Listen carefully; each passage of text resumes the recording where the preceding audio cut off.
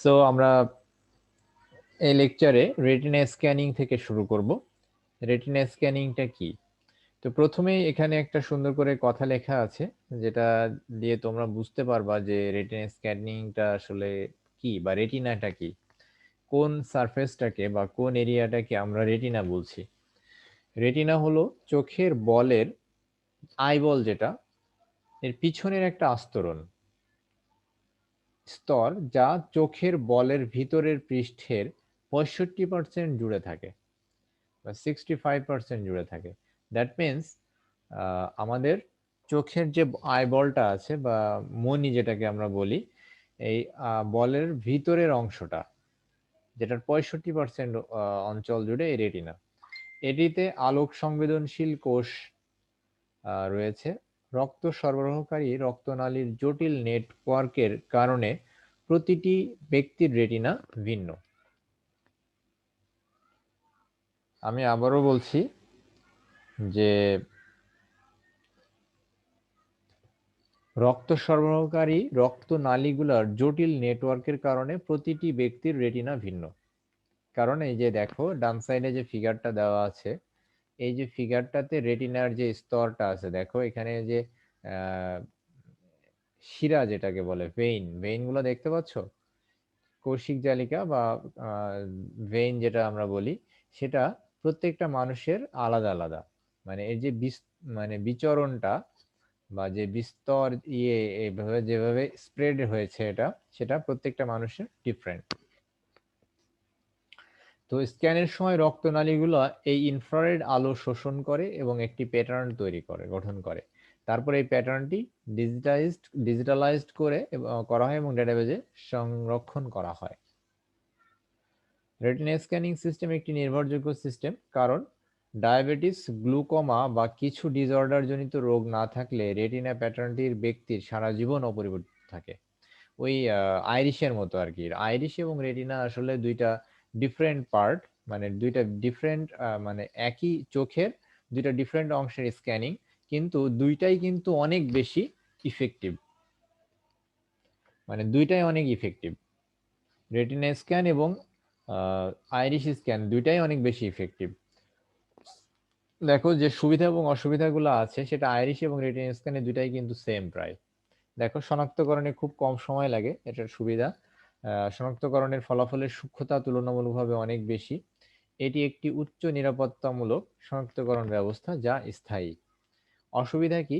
এটি অত্যন্ত ব্যয়বহুল, তুলনামূলকভাবে বেশি মেমোরির প্রয়োজন হয়, ডিভাইস ব্যবহারের সময় চশমা খোলার প্রয়োজন হয়, কোনো ব্যক্তির সঠিক স্ক্যান করার জন্য তার মাথাটি স্থির রাখতে হয়। আচ্ছা, ব্যবহার কোথায়? এই পদ্ধতির প্রয়োগে পাসপোর্টবিহীন এক দেশের, ওই যে যেটা বললাম আর কি, যে আইরিশের জন্য যেটা, মানে আইরিশ বা রেটিনা স্ক্যান যে কোনো একটা করে আর কি ইউজ করা হয়, এই যে বিদেশে যাওয়ার সময় ইউরোপ বা আমেরিকাতে। এছাড়া গুরুত্বপূর্ণ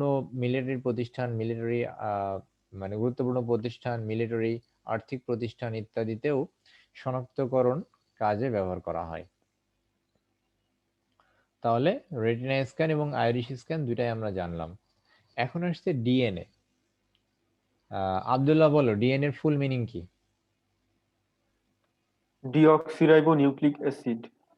এক্স্যাক্টলি, ডিঅক্সিরাইবোনিউক্লিক অ্যাসিড। এটা আমাদের শরীরের this is the smallest part, যেটাকে আমরা জিন বলি, তাই না?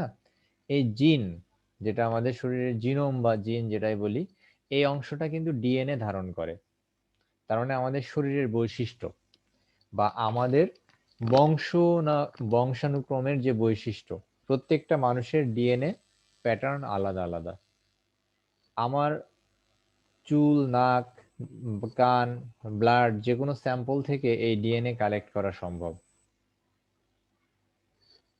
এই ডিএনএ কালেক্ট করা সম্ভব এবং এই ডিএনএ আমার প্রতিটা অংশের ডিএনএ মিলবে। আমার শরীরের ডিএনএর সাথে আমার শরীরের যে কোনো অঙ্গের ডিএনএ মিলে যাবে, কিন্তু আরেকজনের শরীরের সাথে মিলবে না। তার মানে প্রত্যেকটা মানুষের ডিএনএর প্যাটার্ন আলাদা আলাদা। তো ডিএনএ ফিঙ্গারপ্রিন্টিং এর সাহায্যে মানুষ চেনার বিষয়টি অনেক বেশি বিজ্ঞানসম্মত। কোনো মানুষের দেহ কোষ থেকে ডিএনএ আহরণ করার পর তার সাহায্যেই কতিপয় পর্যায়ক্রমিক পদ্ধতি অনুসারে ওই মানুষের ডিএনএ ফিঙ্গারপ্রিন্ট তৈরি করা হয়। মানবদেহের রক্ত, চুল, একবার বা দুবার পরা জামা কাপড় থেকেও ডিএনএ সংগ্রহ করা যায়।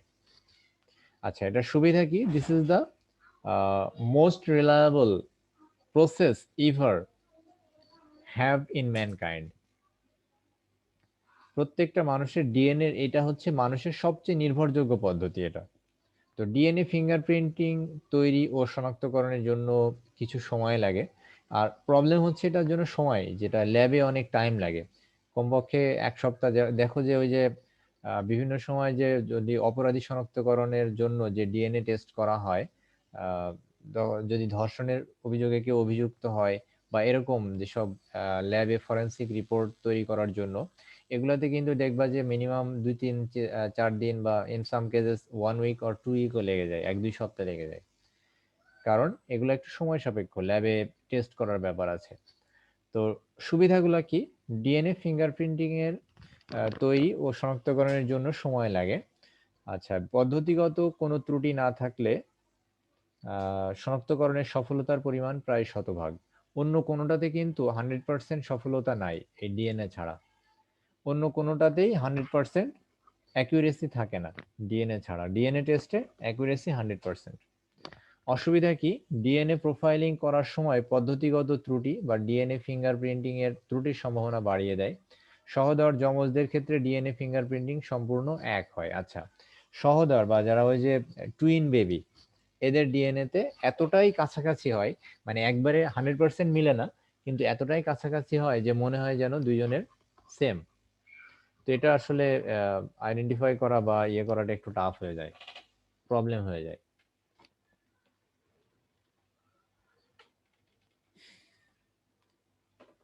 তো এটার ব্যবহার কোথায়? অপরাধী শনাক্তকরণে, পিতৃত্ব নির্ণয়ে, বিকৃত শবদেহ শনাক্তকরণে। অনেকের ওই যে আহ, মারা যাওয়ার পর শরীরের মানে অ্যাক্সিডেন্টাল কেস যেগুলা, অ্যাক্সিডেন্টে অনেকে মারা গেলে শরীর লন্ডভন্ড হয়ে যায় বা হচ্ছে মাথা পিষে যায়, এগুলা চেনা যায় না। তো এসব কারণে ডিএনএ টেস্ট করে তাদেরকে ডিটেক্ট করতে হয়। সেটা জন্য। তো বিলুপ্ত প্রায় প্রাণীদের বংশ বৃদ্ধির জন্য বা বংশবৃদ্ধির জন্য ডিএনএ রিকগনিশন বা এই পদ্ধতিটা কাজে লাগতে পারে। চিকিৎসা বিজ্ঞানে এটা ব্যবহার করা হয়। এখন তোমাদের কোশ্চেন হতে পারে যে স্যার, বিলুপ্ত প্রায় প্রাণীদের বংশবৃদ্ধির জন্য ডিএনএ টেস্টের গুরুত্বটা আবার কেমন কি? আসলে এটা, জি স্যার। হ্যাঁ, এটা সিকিউরিটির জন্য কাজ না, আসলে সিকিউরিটির জন্য না এটা। তোমাদের হচ্ছে ডিএনএ টেস্ট, এটার ব্যবহারটা বলেছে যে ডিএনএ টেস্ট। রিকম্বিনেন্ট ডিএনএ এটা। না, ওটা রিকম্বিনেন্ট ডিএনএ এর সাথে এটার নাই। বিষয়টা হচ্ছে যে আমরা হ্যাঁ হ্যাঁ, তুমি যে কথাটা বললে জেনেটিক ইঞ্জিনিয়ারিং এর সাথে কথাটা আসলে যে রিকম্বিনেন্ট ডিএনএ বা জিএমও, জেনেটিক্যালি মডিফাইড অর্গান, যেটা এটা তৈরি করার জন্য এই ডিএনএ টেস্ট করে এবং এটা মডিফাই করে যেগুলো যে সব প্রাণী বিলুপ্ত হয়ে যাচ্ছে সেসব প্রাণী এগুলার মাধ্যমে নতুন নতুন প্রজাতি উদ্ভাবন করা যায়। এবং যেসব প্রাণী এমন এমন অনেক প্রাণী আছে যেগুলা যেমন এমন অনেক মাছ আছে যেগুলা হচ্ছে লোনা পানির মাছ, কিন্তু স্বাদু পানিতে বসবাস করতে পারে না। তো এরকম ডিএনএ চেঞ্জ করে অনেক সময় এরকম সম্ভব যে হচ্ছে তারা স্বাদু পানিতে বসবাস করছে বা করতে পারে, এরকম অনেক সময় সম্ভব হয়। যাই হোক, এগুলা হচ্ছে ডিএনএ এর ব্যবহার। এখন হচ্ছে সিগনেচার ভেরিফিকেশন, যেগুলো হচ্ছে একটু আগে আমি যেটা বললাম যে সিগনেচার বা হচ্ছে ভয়েস সিনথেসিস, এগুলা কিসের জন্য?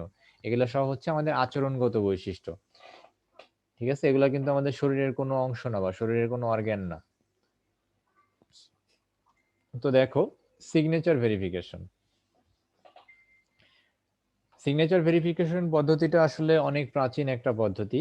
সেই ইংরেজ আমল বা তারও আগে থেকে মানুষের সিগনেচার চেক করা হয়। যে অনেক সময় সিগনেচার এক হইলেও সিগনেচারের ওই যে লেখার যে প্রেশারটা, যে তোমাদের অনেক সময় দেখবা যে অনেকে প্রেশার নকল করতে পারে সিগনেচার, কিন্তু সিগনেচার একজন লেখার সময় তার যে প্রেশারটা থাকে, সবার প্রেশার কিন্তু সেম থাকে না। অনেকের দেখবা খাতায় লিখতে গিয়ে খাতা মানে এমন ভাবে দেবে যায় যে এপিটোপিট হয়ে যায়, ছিঁড়ে যায় খাতা। আবার অনেকে দেখবা যে খাতায় লিখার পরে মনেই হয় না যে অপর পৃষ্ঠা থেকে মনে হয় যে সে অপর পৃষ্ঠায় কোনো কিছু লেখাই হয়নি, এত সূক্ষ্মভাবে লেখে আর কি। তো এটার উপরে সিগনেচার ভেরিফিকেশন বর্তমানে আসলে তোমার ডিজিটালাইজড হয়ে গেছে। এখন ওই যে সিগনেচার একটা বোর্ড আছে এবং পেনের সাহায্যে সেই বোর্ডে সিগনেচার করা হয়। এই যে ভোটার আইডি কার্ড বা ভোটার নিবন্ধন যখন করা হয় তখন এইভাবে কিন্তু করা হয় যে তোমার ওই যে একটা পেনের সাহায্যে লেখা হয়। যে এখানে দেখো একটা ফিগার দেওয়া আছে, এখানে একটা ডিজিটাল পেন, ডিজিটাল পেনের সাহায্যে এখানে এই সিগনেচার দেওয়া হয়। তো দেখো এটা একটা সর্বস্তরের গ্রহণযোগ্য পদ্ধতি। এই পদ্ধতিতে ব্যবহারের খরচ কম, শনাক্তকরণে কম সময় লাগে। আর অসুবিধা কি, যারা স্বাক্ষর জানে না তাদের জন্য এই পদ্ধতি ব্যবহার করা যায় না। আর ব্যবহার করা হয় কোথায়? ব্যাংক, বীমা, অন্যান্য সরকারি প্রতিষ্ঠানে স্বাক্ষর শনাক্তকরণের জন্য কাজে এই পদ্ধতি ব্যবহার করা হয়ে থাকে। আচ্ছা, এখন আসছে ভয়েস রিকগনিশন। ভয়েস রিকগনিশনটা কি? ভয়েস রিকগনিশন হচ্ছে আমরা যে সাউন্ড প্রডিউস করছি, এই যে সাউন্ডটা আমি বলছি তোমাদের, আমি যে কথা বলছি না, তোমরা কিন্তু সবাই কয়েকটা ক্লাস করার পরে তোমরা সবাই মোটামুটি আমার কণ্ঠটা কিন্তু চিনে ফেলেছো যে স্যার কিভাবে কথা বলে। স্যারের ভয়েসের যে হচ্ছে ফ্রিকোয়েন্সিটা সেটা কেমন, সেটা তোমরা মোটামুটি সবাই কিন্তু এখন জেনে গেছো। এখন হঠাৎ করে যদি কেউ তোমাদেরকে আমার জায়গায় অন্য কেউ কথা বলে, তাহলে কিন্তু তোমরা ডিটেক্ট করতে পারবা মোটামুটি ভাবে যে এটা স্যার না, অবভিয়াসলি। যদি প্রথমে নাও পারো, যদি সেমও হয়, তাও একটু পরে, কিছুক্ষণ পরে কিছু কিছু প্যাটার্নে তোমরা বুঝতে পারবা যে এটা স্যার কথা বলছে না। এখন এইটা ডিভাইস কিভাবে ডিটেক্ট করে, বা তোমার কম্পিউটার বা তোমার ল্যাপটপ এরা কিভাবে ডিটেক্ট করবে? তুমি যেটা ডিটেক্ট করছো, তুমি তো কোনো টেস্ট করে ডিটেক্ট করছো না, তুমি করছো তোমার আর্টিফিশিয়াল ইন্টেলিজেন্স বা বুদ্ধিমত্তা দিয়ে, যে তুমি বুদ্ধি দিয়ে যে স্যার এরকম ভাবে কথা বলে, সো এটা যেহেতু স্যারের মতো করে কথা বলছে না, সো এটা স্যার হতে পারে না। কিন্তু কম্পিউটার বা হচ্ছে ল্যাপটপ বা আমরা যে ভয়েস সিনথেসিস ডিভাইস ইউজ করি বা মোবাইল ইন সাম কেসেস, এরা কিভাবে ডিটেক্ট করে? এরা হচ্ছে এর যে ফ্রিকোয়েন্সিটা, আমরা যে কথা বলছি, কথা বলার যে ফ্রিকোয়েন্সি আছে না, যে সাউন্ডটা প্রডিউস হচ্ছে, সাউন্ডের কিন্তু প্রত্যেকটা সাউন্ডের একটা ফ্রিকোয়েন্সি আছে। এই ফ্রিকোয়েন্সি গুলা এরা ডিটেক্ট করে, এবং এই ফ্রিকোয়েন্সি যার সাথে মিলবে তাদের ভয়েস সেম হবে বা হচ্ছে একই হবে। অনেক সময় এই অনেকের ভয়েসের এই ফ্রিকোয়েন্সি চেঞ্জ করে নকল করা হয় এবং সেগুলা কিন্তু মিলে যায়। তো দেখো, ভয়েস রিকগনিশন পদ্ধতিতে সকল ব্যবহারকারীর কণ্ঠকে কম্পিউটার প্রোগ্রামিং এর সাহায্যে ইলেকট্রিক সিগন্যালে রূপান্তর করে প্রথমে ডেটাবেজে সংরক্ষণ করতে হয়, এবং একজন ব্যবহারকারীর কণ্ঠকে ডেটাবেজে সংরক্ষিত ভয়েস ডেটা ফাইলের সাথে তুলনা করে কোনো ব্যক্তিকে শনাক্ত করা যায়। যেমন তোমার মোবাইলে তুমি যদি বলো, তুমি অনেক সময় ভয়েস সেভ করে রাখতে পারো, দেন তুমি কথা বললে মোবাইল যদি তোমার ভয়েসটা চিনতে পারে, দেন সে খুলে যাবে। এটা অনেক ফোনেই দেখবা আছে এই ফিচারটা। তো এটার সুবিধা হচ্ছে সহজ ও কম খরচে বাস্তবায়নযোগ্য শনাক্তকরণ পদ্ধতি। আর অসুবিধা হচ্ছে অসুস্থজনিত কারণে কোনো ব্যবহারকারীর কণ্ঠ পরিবর্তন হলে সেক্ষেত্রে অনেক সময় সঠিক ফলাফল পাওয়া যায় না। ওই যে তোমার যদি ঠান্ডা লাগে তাহলে তোমার ভয়েস চেঞ্জ হয়ে যায় না, ঠান্ডা লাগলে ভয়েস চেঞ্জ হয়ে যায়, তার মানে ভয়েসের ফ্রিকোয়েন্সিটা চেঞ্জ হয়ে যায়। সূক্ষ্মতা তুলনামূলকভাবে কম। এটার সূক্ষ্মতা কম মানে হচ্ছে এফিসিয়েন্সি কম। যে কেউ নকল করে ফেলতে পারে যদি ডিভাইস ইউজ করে। দেখবা যে অনেক সময় ওই যে বিভিন্ন সফটওয়্যার আছে যেটাতে ভয়েস চেঞ্জ করা যায়, তাই না? দেখো, ছেলে মানুষ মেয়েদের মতো করে কথা বলে অনেক সময় হচ্ছে অনেককে ব্ল্যাকমেইল করে এই সফটওয়্যার ইউজ করে। সো এটা চেঞ্জ করা সম্ভব। তো ব্যবহার কোথায়? অনেক আর্থিক প্রতিষ্ঠান এই পদ্ধতি ব্যবহার করে। টেলিফোনের মাধ্যমে লেনদেনের ক্ষেত্রে ভয়েস রিকগনিশন সিস্টেম গুরুত্বপূর্ণ ভূমিকা পালন করে। এছাড়া টেলিকমিউনিকেশন সিস্টেমে এটার ব্যবহার করা হয়।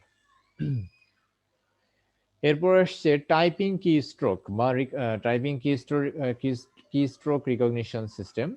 এটা হচ্ছে টাইপিং কি স্ট্রোক রিকগনিশন সিস্টেম ব্যবহারকারীর টাইপিং এর ধরন বা ছন্দ। আচ্ছা, আমি একটা কথা বলি, যেমন আমি যে প্যাটার্নে টাইপ করব বা যে স্পিডে টাইপ করব, আরেকজন মানুষের সেই স্পিড কি সেম হবে? বলো। মনে করো আমার ফোনের পাসওয়ার্ড দিলাম, আমি হচ্ছে আমার নাম, হ্যাঁ, ধরো এমডি মুস্তাফিজুর রহমান। এখন আমি যখন টাইপ করব, কম্পিউটার কিন্তু বুঝবে যে সে কে টাইপ করতেছে, কারণ আমি যখন টাইপ করব আমার স্পিডটা আর তুমি যদি টাইপ করো তোমার স্পিডটা সেম হবে না। সো এইভাবে কিন্তু কম্পিউটার ডিটেক্ট করতে পারে যে কে টাইপ করছে। ধরো আমি যখন যখন পাসওয়ার্ডটা দিব তখন টাইপিং স্পিডটা ওরা দেখবে যে এটা টাইপিং স্পিড কত। এখন ওই স্পিডে টাইপ করলে আমার এটা খুলে যাবে, কারণ আমি যখন এমডি ডট এভাবে লিখবো তখন টাইপিং স্পিডের ব্যাপারটা ইয়াতে আসবে। আমরা কি স্ট্রোক টাইপিং পড়ছিলাম, রিকগনিশন সিস্টেম। প্রত্যেকটা মানুষের টাইপিং স্পিড আলাদা। সো তুমি যে টাইপিং স্পিডে টাইপ করবা সেভাবে সেটা সেভ হয়ে থাকবে যে এর টাইপিং স্পিডটা এরকম, এবং তুমি যখন পরবর্তীতে টাইপ করবা সেই স্পিড অনুযায়ী তোমাকে অ্যাক্সেস করতে দিবে। তুমি যদি আগের টাইপিং স্পিডের সাথে তোমার টাইপিং স্পিডটা মিলে তাহলে তুমি আহ, ঢুকতে পারবা, আদারওয়াইজ ঢুকতে পারবা না। তো এটা হচ্ছে আহ, দুই ধরনের, একটা হচ্ছে ডিওএল টাইম আর একটা হচ্ছে ফ্লাইট টাইম। ডিওএল টাইমটা হচ্ছে যতক্ষণ সময় কি চাপ দেওয়া হয়, যেমন আমি ধরো একটা বাটন প্রেস করে থাকলাম, এই বাটনটা কতটুকু প্রেস করে থাকলাম, 1 সেকেন্ড নাকি 1 সেকেন্ডের অর্ধেক সময় নাকি তারও কম সময়, এরকম। আর হচ্ছে ফ্লাইট টাইমটা হচ্ছে একটি কি ছেড়ে দেওয়া এবং পরবর্তী কি চাপ দেওয়ার মধ্যবর্তী সময়। মানে আমি একটা বাটন প্রেস করলাম, সেই বাটনটা ছেড়ে দিয়ে আরেকটা বাটন যে প্রেস করতেছি তার মধ্যবর্তী সময়। মানে আমার কথাটা বুঝছো তোমরা? দুইটা বাটন, একটা বাটন চাপ দিয়ে ছেড়ে দিচ্ছি এবং আরেকটা বাটন প্রেস করছি, এই দুইটার মধ্যবর্তী সময় একটা। আরেকটা হচ্ছে একটা বাটন কতক্ষণ প্রেস করে থাকছি সেটা। তো এই দুইটা টাইমের উপরে ডিপেন্ড করে কি টাইপিং কি স্ট্রোকটা তৈরি করা হয়। এই যে এখানে দেখো, এখানে ধরো এ বাটনটা কতটুকু প্রেস করে রাখা হয়েছে, ডাউন মানে কতটুকু প্রেস করে রাখা হয়েছে। আর এখানে ডাব্লু বাটনটা কতটুকু প্রেস করে, মানে প্রেস করে উঠে গিয়ে কতক্ষণ পর আবার ও বাটনটা প্রেস করতেছি। মানে ডাব্লিউ এবং ও দুইটা বাটন টাইপের মধ্যবর্তী সময়টা, বুঝো নাই? মানে ব্যাপারটা হচ্ছে এরকম যে আমি ধরো এই যে সময়ের সাথে কথা বলতেছি মনে করো, তো সময়ের সাথে কতক্ষণ কথা বলতেছি সেটা হচ্ছে ডিউয়েল টাইম। এখন সময়ের সাথে কথা শেষ করে কতক্ষণ পর আমি নুসরতের সাথে কথা বলতেছি সেটা হচ্ছে মধ্যবর্তী সময়টা হচ্ছে ফ্লাইট টাইম। তো এই দুইটা সময়ের উপরে ডিপেন্ড করে এটা কাজটা করা হয়। এখন আসছে বায়োমেট্রিক সিস্টেম বাস্তবায়নের জন্য যা যা প্রয়োজন। এখন what is the main elements that we are going to need to establish a biometrics process. Biometrics প্রসেসের জন্য কোন কোন জিনিসগুলো আমাদের অবশ্যই প্রয়োজন? কম্পিউটার প্রয়োজন হবে, ওয়েব ক্যামেরা প্রয়োজন হবে, বায়োসেন্সর নির্ণয়ের ডিভাইস প্রয়োজন হবে, ইন্টারনেট সংযোগ প্রয়োজন হতে পারে, স্ক্যানার প্রয়োজন হতে পারে। সেই ডিভাইসগুলো সব যে প্রয়োজন হবে তা না পারে, বাট এই জিনিসগুলোই প্রয়োজন হয় আর কি বিভিন্ন সময় বিভিন্ন কাজের জন্য। তো বায়োমেট্রিক্স এর ব্যবহারের ক্ষেত্রগুলো কোথায় দেখো? বায়োমেট্রিক্স মোটামুটি ভাবে আমরা এই জিনিসটা ভালো করে পড়বো। প্রবেশ অধিকার সংরক্ষণ বা নিয়ন্ত্রণ, ড্রাইভিং লাইসেন্স তৈরি, তারপর হচ্ছে অফিসের সময় উপস্থিতি নিয়ন্ত্রণ, পাসপোর্ট তৈরি, এরপর ব্যাংকের লেনদেন, এটিএম বুথ, আবাসিক নিরাপত্তা, এগুলো সব জায়গায় এই বায়োমেট্রিক্স এর ব্যবহার করা হয়। আচ্ছা, বায়োমেট্রিক্স এর সিস্টেমের সুবিধাগুলা, সুবিধাগুলা কি? এগুলো তো আমরা অলরেডি সব পড়ে ফেলেছি যে কি কি সুবিধা এখান থেকে আমরা পেতে পারি। আচ্ছা, এখন এখান থেকে একটা কোশ্চেন দেখো, বায়োমেট্রিক্স একটি আচরণিক বৈশিষ্ট্য নির্ভর প্রযুক্তি, ব্যাখ্যা করো। তো আচরণিক নির্ভর বৈশিষ্ট্য মানে আচরণিক বৈশিষ্ট্য নির্ভর প্রযুক্তি বলতে আমরা কি বুঝি? মানে আমাদের আচরণের উপরে ভিত্তি করেও অনেক কিছু আমাদের বায়োমেট্রিক্স পদ্ধতি আছে না? এই যে ফিঙ্গারপ্রিন্ট, সরি, সিগনেচার, দেন হচ্ছে ভয়েস, এগুলা কি আচরণিক বৈশিষ্ট্য না? তার মানে এগুলাও কিন্তু এর মধ্যে পড়ে। সো এই জিনিসটা একটু দেখবা। আচ্ছা, এখন আমরা এই যে এতক্ষণ পর যেটা মেইন জিনিসটা সেটা হচ্ছে পাঠ মূল্যায়ন বা কি কি পড়াশোনা এখান থেকে আমাদেরকে কি কি কোশ্চেন হতে পারে সেই জিনিসটা আমরা দেখব। সো আমরা এতক্ষণ যেগুলো পড়লাম সেটার উপরে ভিত্তি করে আমরা কি টাইপের কোশ্চেন আমাদের এখান থেকে জিজ্ঞেস করতে পারে টিচাররা সেটা। সো প্রথমে বলছে বায়োমেট্রিক্স কি, জিজ্ঞেস করতে পারে। রেটিনা স্ক্যান কি, আইরিশ স্ক্যান কি। এখানে যদিও একটা মাত্র কোশ্চেন দেওয়া হয়েছে কিন্তু একটা কোশ্চেন না, এখান থেকে বেশ কয়েকটা কোশ্চেন হতে পারে। আমি এটা কয়েকটা অ্যাড করে দিব, সমস্যা নেই, নেক্সট ক্লাসে ইনশাল্লাহ আমি এটা অ্যাড করে দিব। আচ্ছা, এরপর হচ্ছে অনুধাবনমূলক প্রশ্ন। ব্যক্তি শনাক্তকরণের প্রযুক্তিটি ব্যাখ্যা করো। তো ব্যক্তি শনাক্তকরণের প্রযুক্তি এখানে কিন্তু বলা হয়নি কোন প্রযুক্তি। তো ব্যক্তি শনাক্তকরণের প্রযুক্তি কোনটা? বায়োমেট্রিক্স। হ্যাঁ, অবভিয়াসলি বায়োমেট্রিক্স। বায়োমেট্রিক্স হবে। বায়োমেট্রিক্স একটি আচরণিক বৈশিষ্ট্য নির্ভর প্রযুক্তি, ব্যাখ্যা করো। এই যে একটু আগে যেটা বললাম, ফিঙ্গারপ্রিন্ট একটি প্রচলিত বায়োমেট্রিক পদ্ধতি, অবশ্যই তোমরা জানো এটা। বায়োমেট্রিক সিস্টেম শনাক্তকরণে কি ধরনের বায়োলজিক্যাল ডেটা বিবেচনা করা হয়? কি ধরনের বায়োলজিক্যাল ডেটা বিবেচনা করা হয় বলো? দুই স্যার ধরনের, কি মুখের কি? আকার আকৃতি। ও দুই স্যার ধরনের। আচরণিক বৈশিষ্ট্য আর একটা শারীরিক বৈশিষ্ট্য। স্যার শারীরিক ও আচরণিক দুইটাই বৈশিষ্ট্য। হ্যাঁ হ্যাঁ, এটা দুই ধরনের, একটা হচ্ছে শারীরিক আর একটা হচ্ছে আচরণিক। এখন সৃজনশীল প্রশ্ন কি টাইপের হতে পারে সেটা আমরা দেখি। হ্যাঁ, ক্রিয়েটিভ কোশ্চেন। সো ফার্স্টে ক্রিয়েটিভটা বলছে, সাভারের রানা প্লাজা ধ্বংসে নিহত বহু পোশাক শ্রমিকের পরিচয় প্রাথমিক অবস্থায় শনাক্ত করা যাচ্ছিল না। পরবর্তীতে সরকারের সদিচ্ছায় উচ্চ প্রযুক্তির মাধ্যমে অধিকাংশ লাশ শনাক্ত করা সম্ভব হয়েছে। তো উদ্দীপকে বর্ণিত পরিস্থিতিতে শ্রমিকদের লাশ শনাক্তকরণের জন্য গৃহীত পদ্ধতি চিহ্নিত করে ব্যাখ্যা করো। কোনটা? ডিএনএ। অবভিয়াসলি, কারণ সেখানে বিকৃত হয়ে গেছে, কারণ তাদেরকে চেনা যাচ্ছে না, এই অবস্থায় ডিএনএ টেস্ট ছাড়া তো আর কোনো উপায় নাই, তাই না? জি স্যার।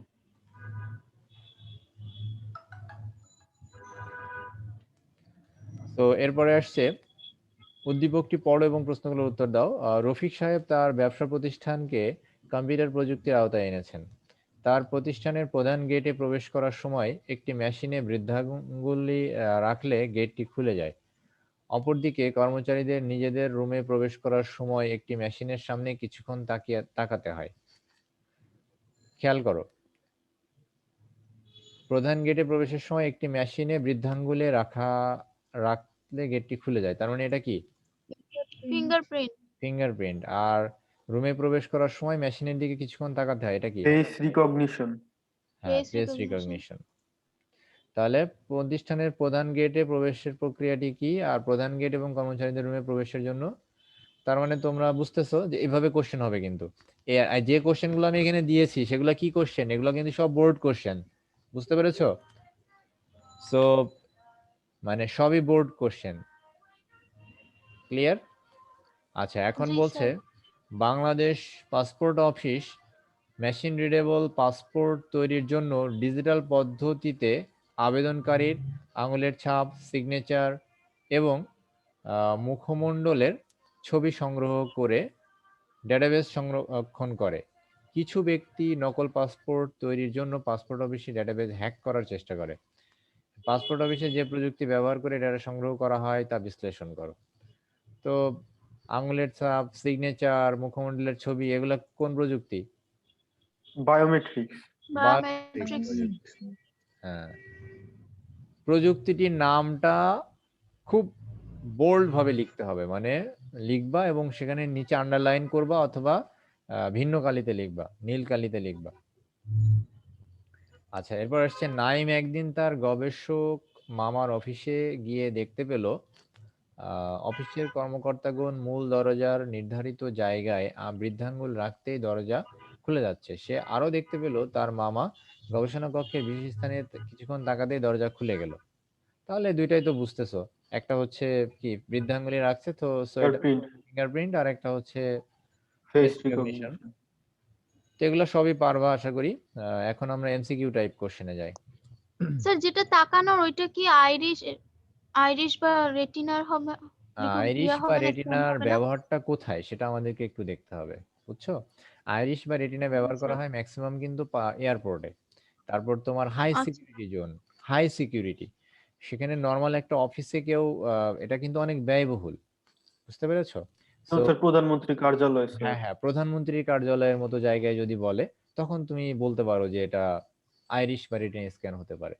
কিন্তু নর্মাল যেসব জায়গায়, সেসব জায়গায় এত টাকা খরচ করে কেউ এরকম সিকিউরিটির জন্য ইয়ে করবে না নর্মালি, বুঝতে পেরেছো আমার কথা? আচ্ছা। সো যখন জি স্যার। অ্যান্সার দিবে তখন একটু লজিক্যালি চিন্তা করবে, কারণ এরকম কোশ্চেন তোমাদের পরীক্ষাতে আসবে।